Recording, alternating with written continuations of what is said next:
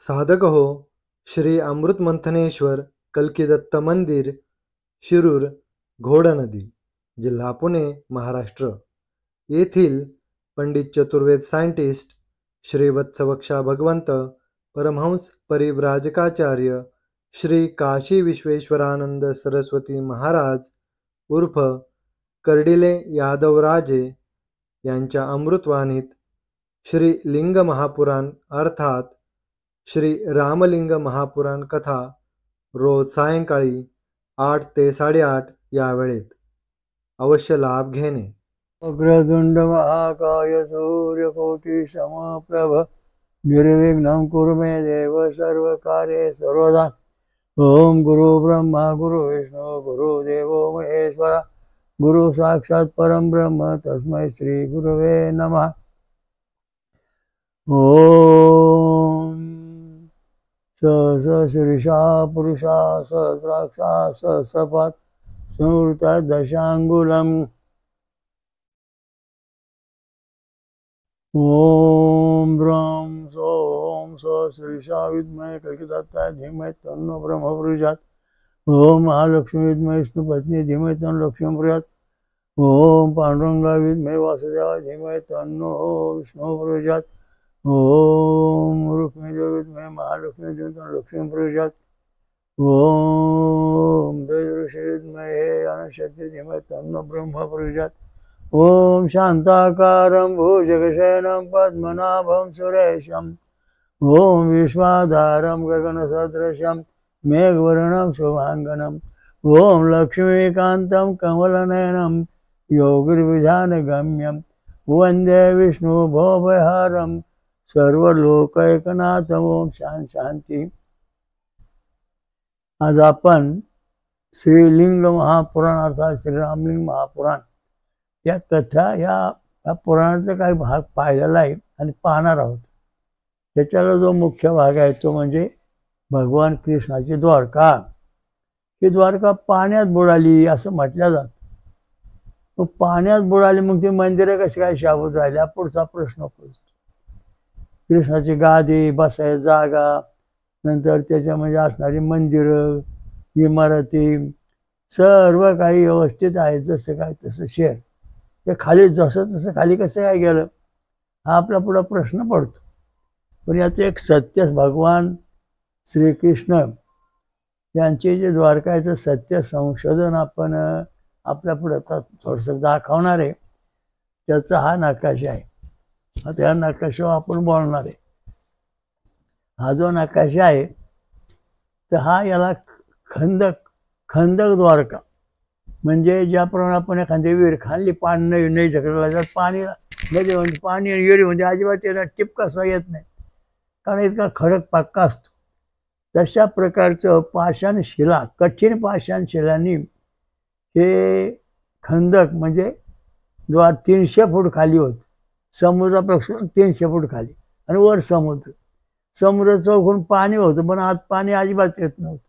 मग या खंदकामध्ये गोड पाणी होतं, पिण्याचं सरोवर होतं, नंतर कडेने मोठमोठे डोंगर होते आणि याचा विस्तार होता 80 गुणिले 40 म्हणजे 4800 चौरस किलोमीटर एवढी मोठी द्वारका होती.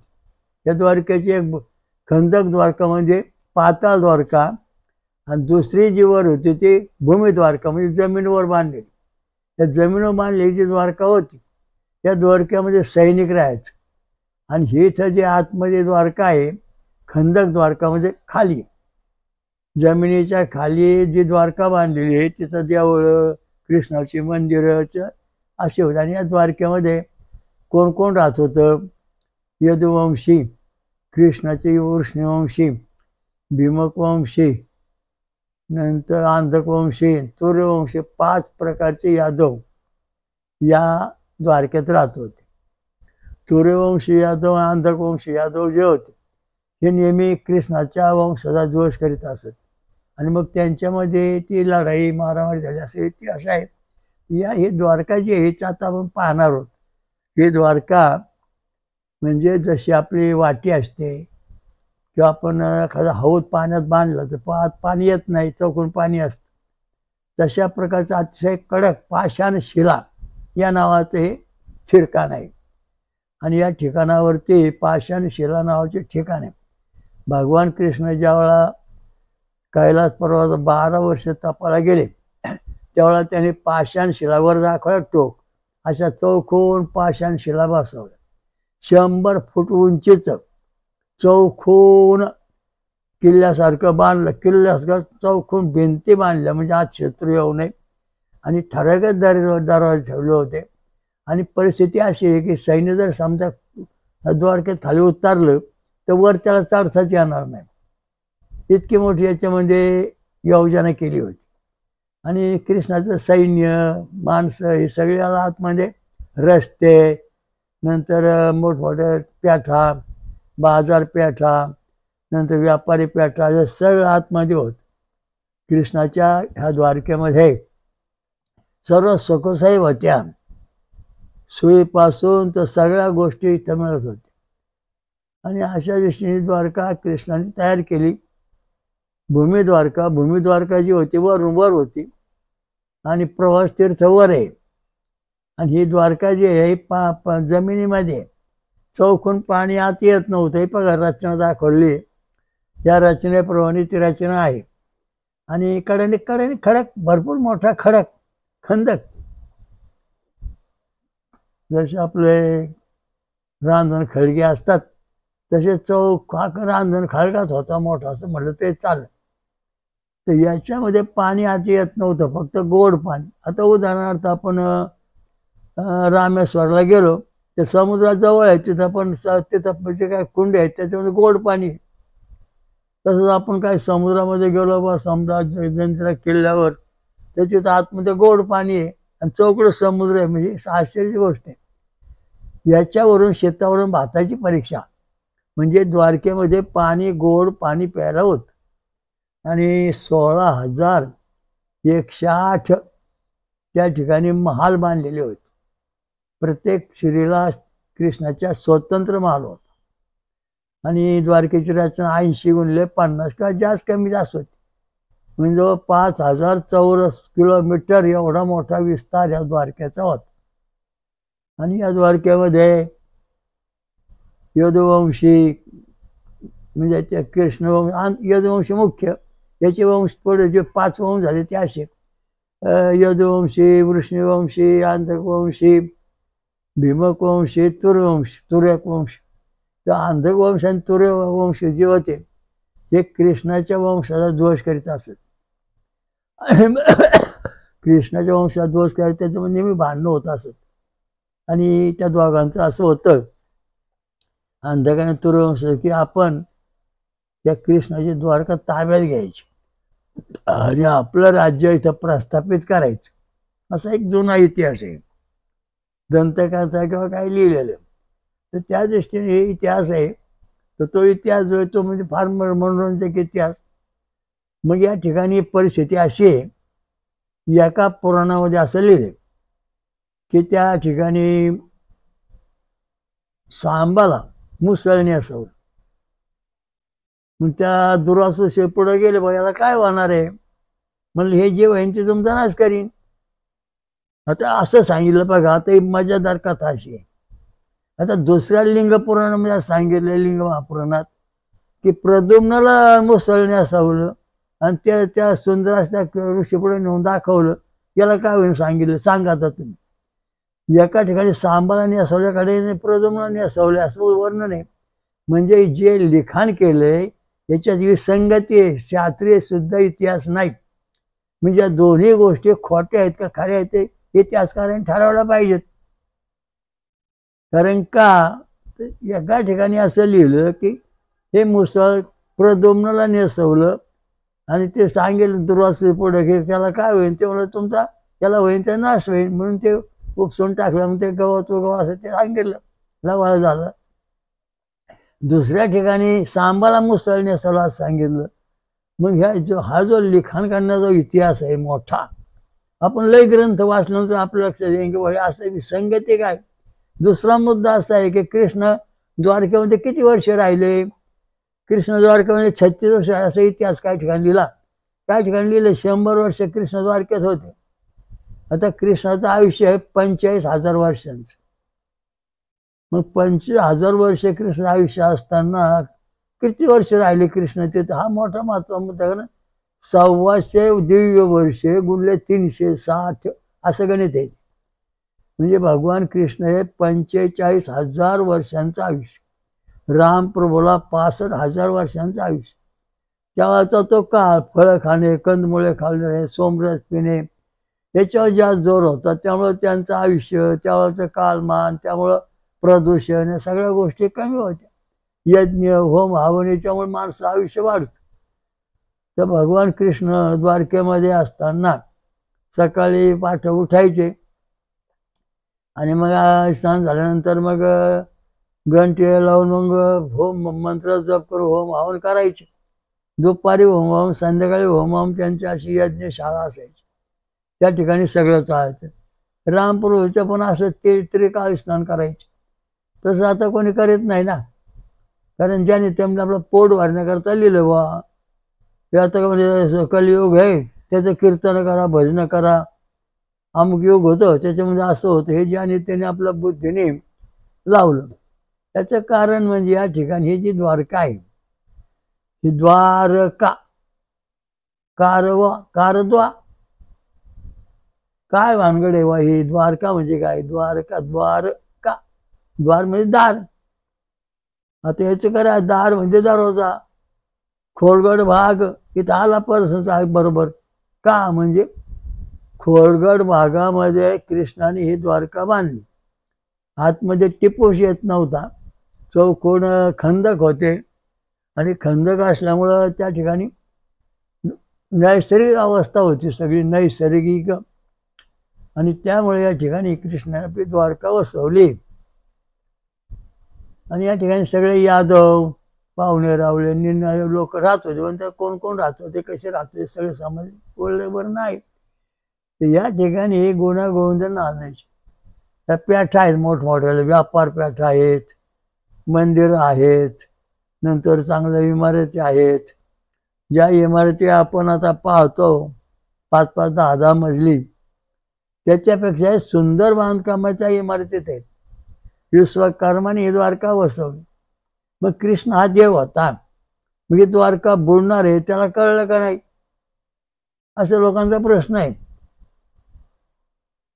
त्याचं कारण आहे, कृष्णाला सगळं कळलं होतं, परंतु ही द्वारका खाली बांधली त्यांनी पाण्यामध्ये आणि सांगितलं बा आपण इथं राहणार आहे. ते राहिले बऱ्याच वर्ष, या ठिकाणी कारभार चालला त्यांचा.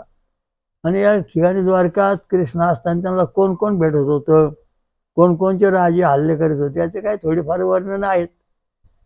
तर याच्यामध्ये कृष्णाच्या द्वारकेमध्ये उत्पन्न काय होते त्यांना खायला, हा प्रश्न आहे. एवढे मोठे द्वारका मुंबईपेक्षा मोठी, डबल टेबल, मग याच्यामध्ये जेवणाचं खाण्याचं उत्पन्न करून येत होतं, हा प्रश्न याच्यात आहेच ना.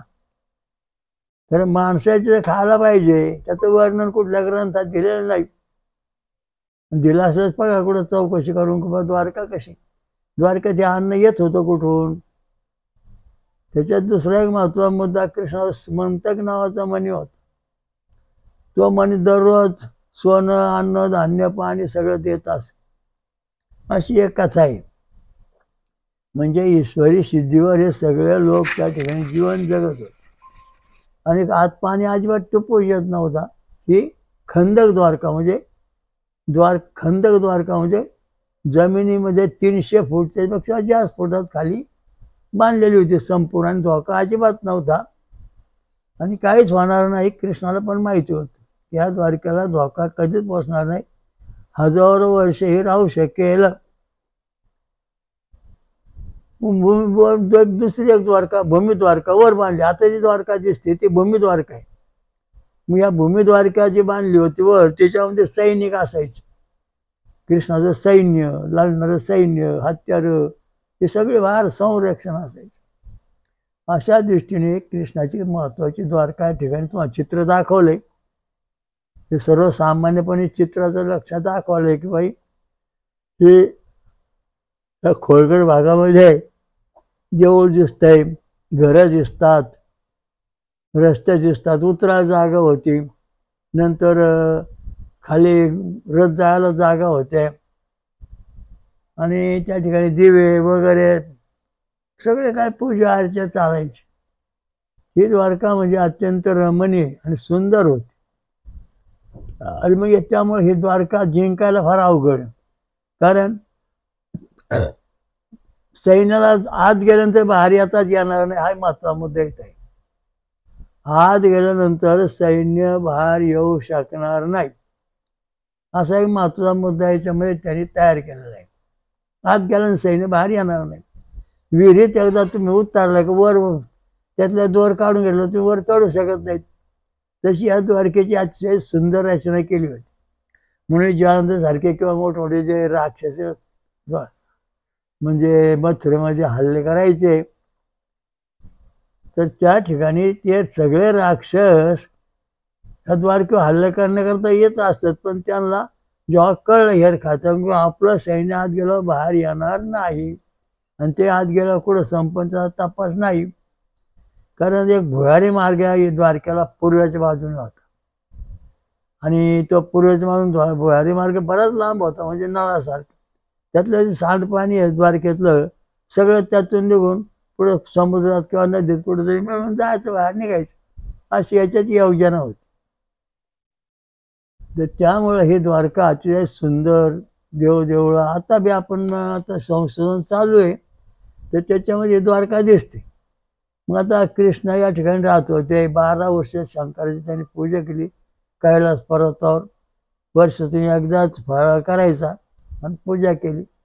रुक्मिणी सांगण्यावरून की आपल्याला देवावतरिक संतती पाहिजे, आपला वंश कायम टिकला पाहिजे, भगवान शंकराने आशीर्वाद दिला पाहिजे, अशा दृष्टीने भगवान कृष्णाने 12 वर्ष तिथं त्या ठिकाणी शंकर प्रगट म्हणले, नारायणा तू देव असून तुला काय करायचं तपश्चर्या करून?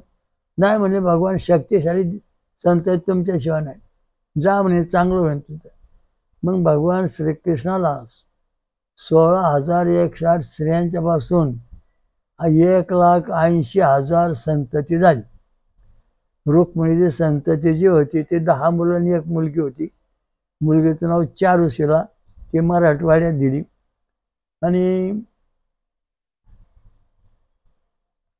आणि मुलं जी होती चारुदत्त, चारुशिला अशी, प्रद्युम्न, तर ही मुलं होती. याच्यामध्ये 10 मुलं, त्यांचा वंश पृथ्वीवर राहिलेला आहे.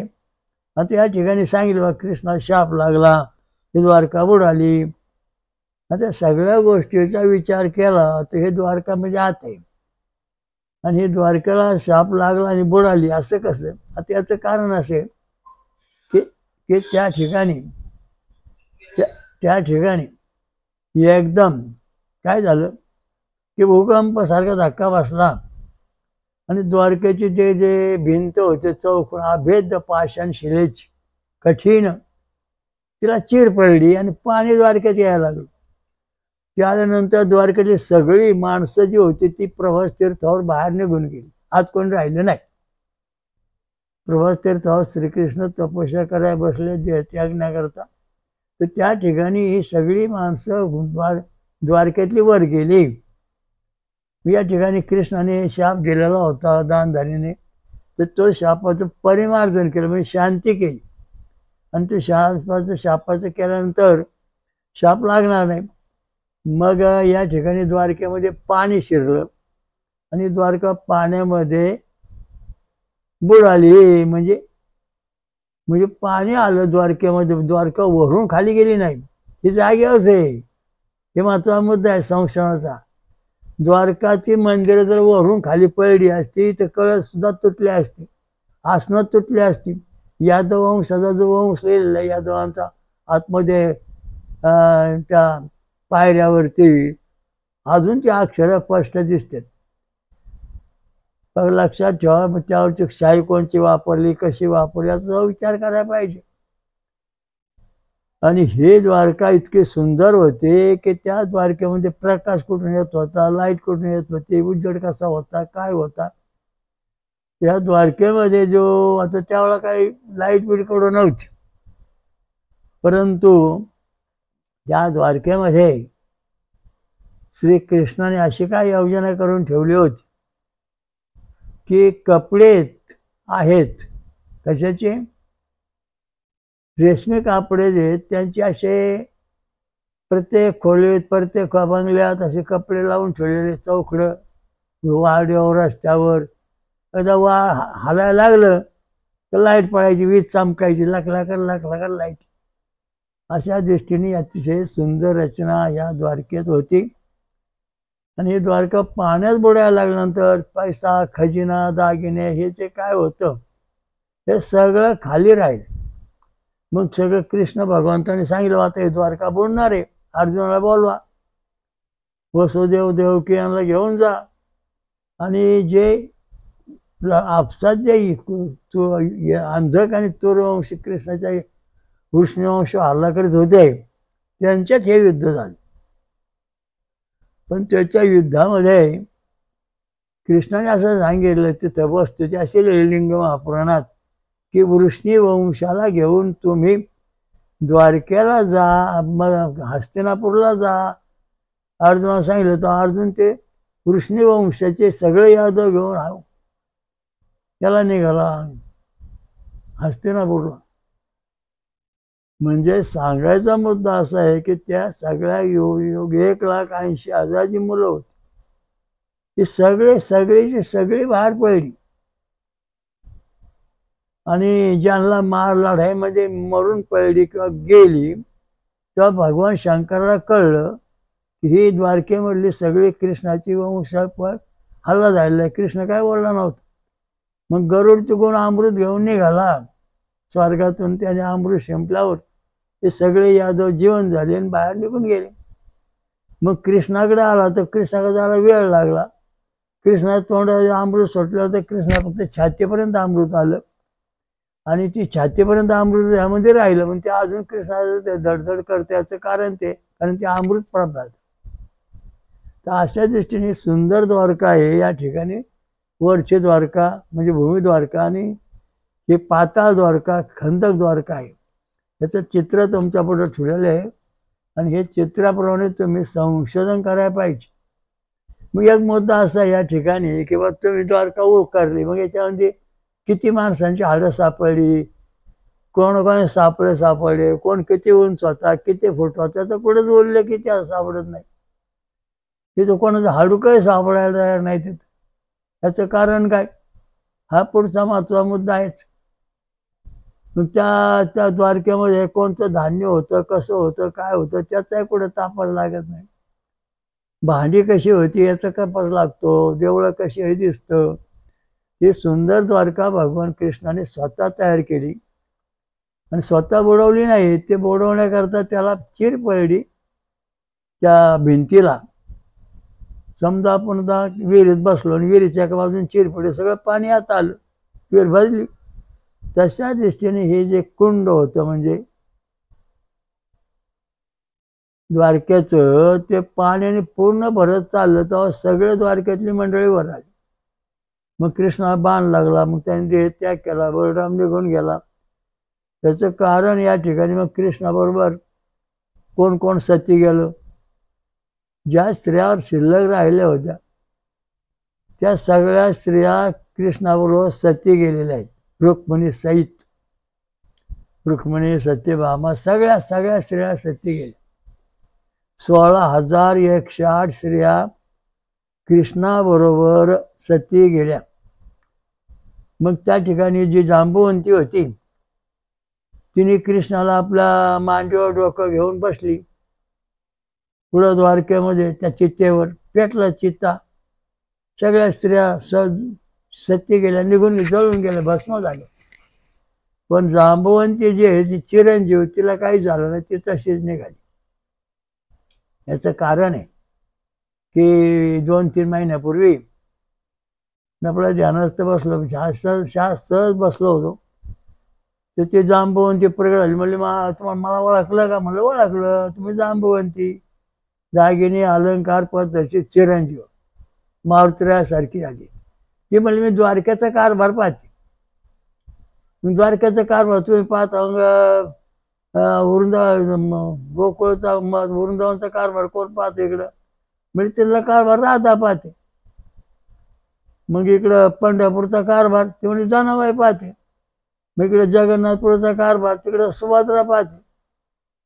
म्हणजे अशा दृष्टीने कृष्णाने आपलं जे काही सगळं लावलं. आता स्वतः जांबवंती ही द्वारकेचा कारभार पाहते. तिने मला बऱ्याच येऊन सांगितलं की मी तिथं कारभार पाहते आणि इथंच मी राहणार आहे म्हणे कारभार पाहत.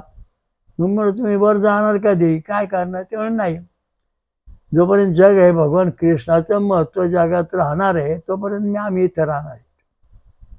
जेव्हा कृष्णाचं कृष्ण भगवंताच येईल आणि तुम्ही मला ओळखलं म्हणलं तर मला ओळखलं. जांबवंती चिरंजीव आहे, बाकीच्या त्या दैवी शक्तीमध्ये आहेत. तर अशा दृष्टीने हे सगळं द्वारकेचं रहस्य. हे द्वारका अशी दिसं दाखवलेली आहे वाटीसारखी. याच्यामध्ये वस्ती अशी होती आणि याच्यामध्ये असं पाणी येत नव्हतं. वर त्रिकोणी दाखवले आहे ते पाषाण शिला आहेत. 100 फुटाचं पाषाण चौकोन द्वारकेला किल्ल्यासारखं आवरण बांधलं होतं आणि त्यामुळे शत्रू आत येता येत नव्हतं. इतकं चांगलं मजबूत केलं होतं. आणि मग ती द्वारका पाणी शिरल्यानंतर जशी ती आत आहे तशीच राहिली. त्यामध्ये काय पळली नाही, काही नाही. म्हणजे ही द्वारका बांधतानाच खाली बांधली होती मुद्दाम. हवा अगदी पद्धतशीर शांत आणि कुठल्या शत्रू आत येता येऊ नये आणि आल्यानंतर आपला हल्ला करता येऊ नये. हल्ला केला ते आत आल्यानंतर वर जाता येऊ नये. या दृष्टीने हे जे सगळे शत्रू होते मथुरेत येणारे ते कृष्णाच्या द्वारकेवर कृष्ण भगवान असताना फारसं त्यांनी तिथं हल्ला केला नाही. क्वचित कोणीतरी करायचं ते नष्ट व्हायचे आणि टिकले नाहीत. ही द्वारका रचना जी आहे ती शास्त्रोक्त पद्धतीने अशी आहे. या ठिकाणी प्रार्थना स्थळ, सभागृह, नंतर राजमहल, नंतर त्या ठिकाणी रंगमहाल, नंतर भजन कीर्तन, नंतर या ठिकाणी सभा घ्यायच्या, ग्राउंड, क्रिकेट खेळायची मैदानं, सगळ्या सुखसोयी या द्वारकेत होत्या. आणि इतकं वर्णन कुठल्याही ग्रंथात सांगितलं नाही किंवा त्याचा नकाशा कोण दिलेला नाही. जो उठला ऐकव गप्पा काही पुराणात लिहिलंय. कशा? कृष्ण द्वारकेत राहत होते. हो, यस. मग कृष्णाचं 36 वर्ष कृष्णाने द्वारकेत राज्य केलं, या एका पुराणात लिहिलं. दुसऱ्या पुराणात कृष्णाने 100 वर्ष राज्य केलं. तिसऱ्या एका पुराणात लिहिलं का सांबाला मुसळणी असवलं आणि मग दररोज त्याला शाप दिला. नंतर त्या गांधळा शाप लागला. मग दुर्वासून या शाप दिला. त्याने सांगितलं की मुसळ काढ तोड फोडण्यापासून लव्हाळा प्रगट झाला. पानकणसा निघाली, ते एकमेकांना मारली, ते देवक ठरलं. म्हणजे पानकणी ज्यांचं देवक आहे ते भगवान कृष्णाचे वंशज आहेत. आता पृथ्वीवर आहेत. पृथ्वीवर यादव वंशज भगवान कृष्णाचे वंशज जवळजवळ 30 ते 50 कोटीपेक्षा जास्त असतील. एवढी लोकसंख्या त्यांची आहे. तर सांगायचा मुद्दा असा आहे की द्वारकेची रचना जे सत्य संस्थान असे, तर हे दिव्य दृष्टीने किंवा त्यावेळेच्या आठवणीने मी लिहून तुम्हाला सांगतोय. ही द्वारका अशी होती आणि काय काय घरं सोन्याची, चांदीची, रुपयाची, तांब्याची अशी मोठमोठी घरं होती. आणि नंतर खाली खजिना, पैसा खजिना सगळं त्याच्यामध्ये सगळ्या सुखसोयी होत्या. सैन्यदल होतं, सैनिक होतं, सेनापती होते, नंतर कारभारी होते. प्रत्येक ठिकाणी सभा घ्यायचे, लोकांना सूचना द्यायचे. मग आता त्या ठिकाणी पाहतो काय आपल्याकडे हे लाऊड स्पीकर नाही. मग कृष्णाची द्वारका जी होती, आता याच्यामध्ये महत्वाचा मुद्दा असा आहे की आता आपण समजा एखाद्या डोंगराकडे गेलो ना, आपण बोललो कोण आहे, तिकडून आवाज कोण आहे, काय चाललंय, तिकडून आपलं काय चाललंय. या द्वारकेमध्ये असा एक महत्वाचा मुद्दा होता की काही कोपऱ्यामध्ये उभं राहून बोलायचं तर संपूर्ण द्वारकेत ऐकू जायचं. म्हणजे किती 500 चौरस किलोमीटर म्हणून तो आवाज घुमायचा. समजा आपण म्हणलो जय जय राम कृष्ण हरी मंत्र म्हणलो एका कोपऱ्यावर राहून त्या ठराविक ठिकाणी, तर ते असे गोल चौकून आवाज सगळ्या लोकांना ते ऐकू जायचे. म्हणजे इतकी सुंदर द्वारकेमध्ये ध्वनी ज्ञान प्राप्त केलेलं होतं. इतकी सुंदर द्वारका, म्हणजे एवढं संशय वेदांत आता आता कुठे विज्ञान नाही. माणूस इथं बोलतोय 400-500 मैलावर ते ऐकू जातंय. असं त्या द्वारकेमध्ये इथं बोलले, कृष्ण बोलायचे, भाषण करायचे. तर आणि ते भाषण सगळ्या मंडपा सगळ्या कारवा सगळ्यांना ऐकू जायचं. कोणाला जर तिकडून हुकूम द्यायचा असेल तर ठराविक ठिकाणी उभं राहून त्याने बोलायचं. तर त्या कडा इतके भक्कम होत्या पाषाण शिला की ती बरोबर आवाज, तिकडचा आवाज इकडचा इकडं द्यायचे. म्हणजे हे कृष्णाच्या द्वारकेचं रहस्यमय कथा आहे. त्या ठिकाणी रुक्मिणी, सत्यभामा, जांबुवंती अष्ट राहण्यात तिथं राहतो. लक्ष्मण, भद्रा, कल्याणी आता अशा. आणि 16,108 स्त्रिया ज्या होत्या त्यांना पण प्रत्येकाला घरं दारं व्यवस्थित बांधलेले बंगले, सुखसोयी, प्रत्येक बंगल्याची स्वतंत्र सोय होती. प्रत्येक बंगल्या, प्रत्येक घराभोवती मोठ्या इमारती होती झाडं फुलं सगळे अगदी लावले रुबाबदार असायचे. इतकी सुंदर, स्वर्गापेक्षा सुंदर द्वारका सोय होती. इंद्रदेव सगळे देव तिथे येत असत. द्वारकेमध्ये मोठमोठे होम हवन होत असत. मोठं विद्वान ब्राह्मण पंडित शास्त्री सगळे ते जमत असत. ब्राह्मण असत, ऋषीमुनी असत, नंतर वेदांताचार्य असत, सगळ्या प्रकारचं ज्ञान होतं. उपनिषद जाणणारे, पंडित जाणणारे रोज भजन कीर्तन रोज त्या द्वारक्यात चालायचे. आणि भगवान कृष्ण हा वासुदेव प्रत्यक्ष अवतार आहे. भगवान कृष्णाचा अवतार म्हणायचं काय कारण, बाकीचे कृष्ण राक्षसामध्ये काय कृष्ण नावाचे त्यांना का नाही लोक कृष्ण म्हणत. एक गोष्ट इतकी महत्वाची आहे हिंदू धर्मामध्ये, सनातन धर्मामध्ये, त्रिदेव श्रेष्ठतम. तिने जाऊ म्हणजे श्रेष्ठ कोण किंवा मुख्य कोण आहे बा, की देव असा आहे की जो देव आपल्या पृथ्वी आला पाहिजे असं 88 ऋषींनी ठरवलं. खरा देव आहे तो आपण त्याला ते चिन्ह तयार करू आणि मग तो आपल्याकडे आल्यानंतर मानव रूपात आल्यानंतर आपण त्याला ओळखू, म्हणजे आपल्याला ती सर्व शक्ती प्राप्त होईल, म्हणजे त्याच्यावर मार्फत आपण वर जाऊ शकतो. तर मग भृगु ऋषी नेमणूक झाली. कैलास पर्वत, कैलास नंतर ब्रह्मलोक, सत्यलोक, कैलास इथे गेल्याला प्रश्न आकारला. कारण का ते दोघांनी सांगा मनात ठरव असं ओळखलं की आपल्याला जर समजा काही चिन्ह आपल्या अंगावर ठुलं तर आपला पृथ्वी गेल्यानंतर लोक ओळखतील. पण आपला अशी परिस्थिती होईल, आपण काय अवतार घेत नाही, जन्म घेणार नाही, आपण सपोर्ट देऊन लोकांना कार्य करून घेणार आहे, मदत करून. मग विष्णू भगवानाच्या द्वारकेत की तिथं वैकुंठात गेले. भृगु ऋषी त्यांना आलं, हे ब्राह्मण विद्वान आल्यानंतर बाकी सगळे पार्षद होते, विष्णू पार्षद बाजू झाले पारेकरी. भगवान विष्णू झोपले होते, त्यांच्या छातीवर जोरात लात मारली तेव्हा भगवान विष्णू जागे झाले. म्हणले लक्ष्मी पायाजवळ होती. लक्ष्मणाला खूप वाईट वाटलं की आपल्या आदिनारायणाला हिने लात मारली, म्हणून सांगितलं तुम्ही काय भिक्षा मागून जगणार, असा लक्ष्मीने त्यांना एक तळतळाट दिला. ज्याने लात मारली त्या समाज काय मग भीक मागून जगन असं म्हटलं. आणि मग ते पावलं म्हटलं. मग भगवान विष्णू आदिनारायण उठून बसले, त्यांचे पाय चोळले. म्हणले भगवान, म्हणले माझं शरीर आहे ना ब्रह्मवज्र कवचमय आहे, या हे कठीण आहे कासवाच्या पाठीसारखे, ते तुमच्या पायाला जखमा झाली असतील म्हणून चोळले, नमस्कार केला, शांततेत बोलले.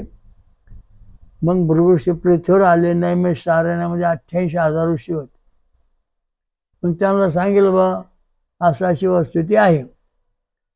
त्याने सांगितलं की बा हा जो आदिनारायण भगवान परमात्मा आहे, भगवान झालेला आहे, त्याच्या छातीवरती भृगु ऋषीचं चिन्ह आहे, नंदिकेश्वराचं चिन्ह आहे, वत्सदेवाचं चिन्ह तयार झालेलं आहे. हा पृथ्वीवर एका महिना चिन्ह घेऊन आला तर हा परमधामातून आलेला परमेश्वर मानव रूपात पृथ्वीवर आला, ही सिद्धांत आपल्याला हिंदू धर्मात मानता येईन, हा याच्यात खरा महत्वाचा मुद्दा आहे. मग हा महत्वाचा मुद्दा मांडण्याकरता हे खरं खोटाने केलं. मग आता ते म्हणतात बा ते भृगुर्षीवर जाऊन त्यांनी लात मारली, मग ते शरीर घेऊन ते पृथ्वी येणार आहे का? नाही. त्यांनी आपलं दिव्य शरीर तिथेच ठेवलं वैकुंठामध्ये. आणि मग श्रीराम श्रीकृष्ण कलकीचा त्या रूपाने अवतार घेऊन आपल्या छातीवर त्यांनी ती चिन्ह निर्माण केली. वच्छलांछन चिन्ह म्हणून साक्षात भगवान त्यांना म्हणतात. आणि हा देव खरा देव आहे. आता बरेच महाराज झाले, हा महाराज तो महाराज तो महाराज, ह्या गावात मंदिर त्या गावात मंदिर, सगळे केंद्र झाली, कुठं काय झालं. पण एक गोष्ट मला सांगा की तुमचे सगळे महाराज मोक्ष देणार आहेत का? आम्हाला मोक्षाला नेणार आहेत का? हे जर तुम्हाला माहीत, परमधामाला आम्हाला नेणार आहेत का? परमधामाचा आम्हाला वैशिष्ट्य सांगणार आहे का? कुठे वर्णन नाही कुठल्या महाराजांच्या ग्रंथात की आम्ही परमधामातून आलोय बुवा, मी असं आहे मी तसं आहे. तुम्ही सगळ्या लोकांना अवतार मानले, हे अवतार तो अवतार, कोणी गणेश अवतार, कोणी कृष्ण अवतार, कोणी राम अवतार, कोणी दत्त अवतार, कोणी अमुक अवतार, कोणी तमुक अवतार, कोणी शिवा. पण सगळे तुम्ही अवतार मानले, सगळ्या माणसांना मानवी रूपात अवतार मानले, यांची तुम्ही भक्ती करायला सुरुवात केलेली आहे. हे तुम्हाला मूळ ठिकाणी नेतील का? हा पहिला विचार करा. कोणी नेणार नाही, कारण यांना शिक्काच नाही, तिकीट नाही याला स्वर्गात जायचं.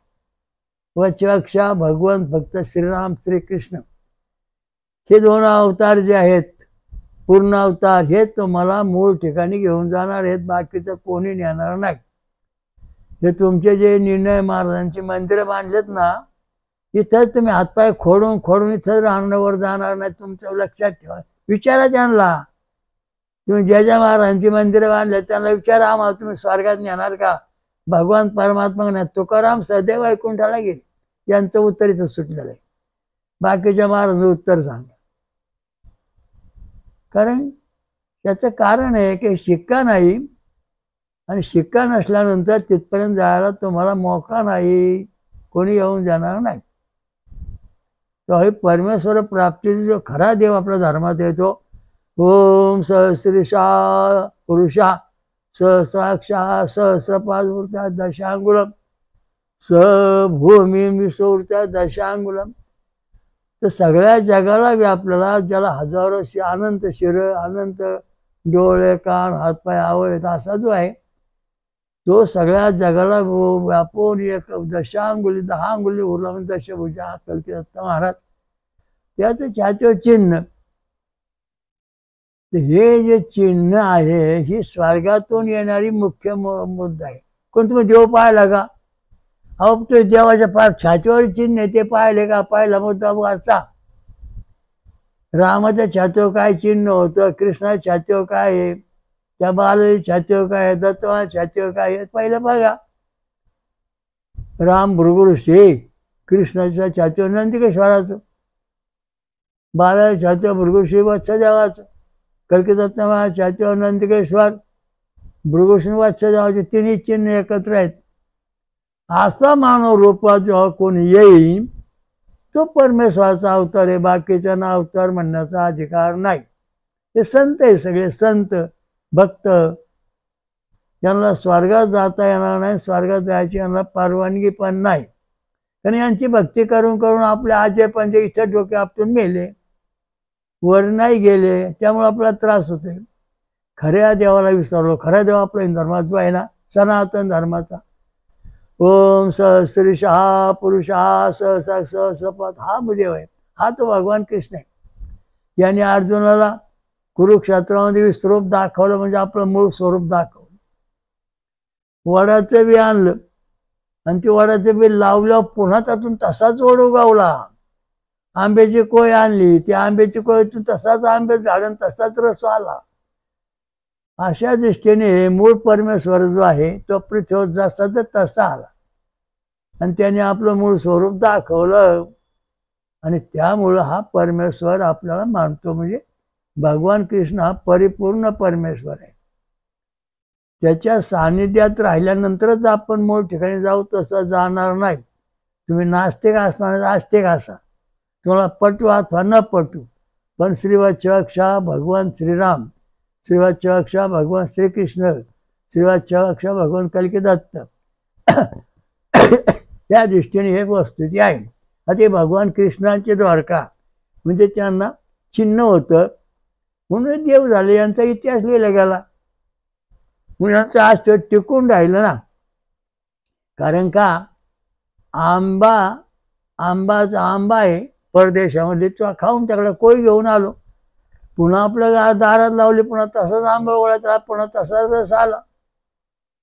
तसं भगवंत परमात्मा जो आहे तो परमात्मा सहित पृथ्वीवरून आपला अवतार कार्य प्रगट होतो आणि पुन्हा इथून जाऊन मूळ ठिकाणी राहतो. हा त्याचा इतिहास आहे. आणि हा इतिहास म्हणजे भगवान कृष्ण परिपूर्ण अवतार विकसित झाला. 18 औक्षणी सैन्य नुसतं विश्वरूप दाखवून भुसेच्या पत्राखाली पडलं. सांगायचा मुद्दा महत्वाचा, इतका महत्वाचा मुद्दा आहे की परमेश्वराचा प्रकाश जसा सूर्य उगवला अंधार नष्ट होतो आणि सगळेजण कामाला लागतात, तसा हा परमेश्वर पृथ्वी आल्यानंतर सर्व ठिकाणी अज्ञान अंधार नष्ट आला, सगळ्यांना जीवन चैतन्य सुख शांती मिळावा असं वाटतं. तसं आपलं वाटलं भारत स्वतंत्र व्हा, भारत स्वतंत्र झाला. कारण त्याचं कारण का वच्चवक्ष भगवान पृथ्वीकडे आला असेल, त्याचे कार्य झालं. तर सांगायचा मुद्दा असा आहे की वच्चवक्ष भगवान जो परमात्मा आहे वच्चवक्ष, ज्याच्या छातीवरती चिन्ह आहेत भृगु ऋषी नंदिकेश्वर वत्सदेवाचे, तो परमेश्वर आहे, तो जाप कल्याण करणार आहे, तो भगवान परमात्माची ही द्वारका. ही द्वारका चिरंजीव द्वारका, ही द्वारका नष्ट झालेली नाही, फक्त पाण्यामध्ये राहिलेली आहे. जे दिव्य देवदेवता आहे ते सगळ्या पाण्यात द्वारकेमध्ये आहेत. आणि जेव्हा आपण या पाण्याच्या द्वारकेचं स्मरण करू तेव्हा तिथली सगळी देवदेवता आपल्याला येऊन प्रसन्न होणार, कार्य करणार, असे महत्त्वाचा मुद्दा सांगितला. तेव्हा तुम्हाला सांगायचा मुद्दा असा आहे, जे चित्र दाखवलंय हे चित्र जे आहे हे द्वारकेचे मांडणीचं एक सर्वसाधारण चित्र आहे. याच्यावर जेव्हा तुम्ही पूर्ण संशोधन करता तेव्हा तुम्हाला खरी द्वारका अशी आहे, या अशा पद्धतीने बांधलेली होती आणि तिचा कडा तुटल्यामुळं समुद्राचं पाणी आज शिरून ते पाण्यात पूर्ण बुडाली. अशा दृष्टीने हा इतिहास आहे. ओम स्वयंभू श्री अमृत कल्की दत्त महाराज की जय. स्वयंभू महापंचसागरेश्वरी महादुर्गा महाशाकंभरी माता की जय. ब्रह्मश्री यात्री की जय. महासती अनुसया माता की जय. सर्व देवदेवतां की जय. साधु संतन की जय. हरिओम दत्त. ओम शांती शांती.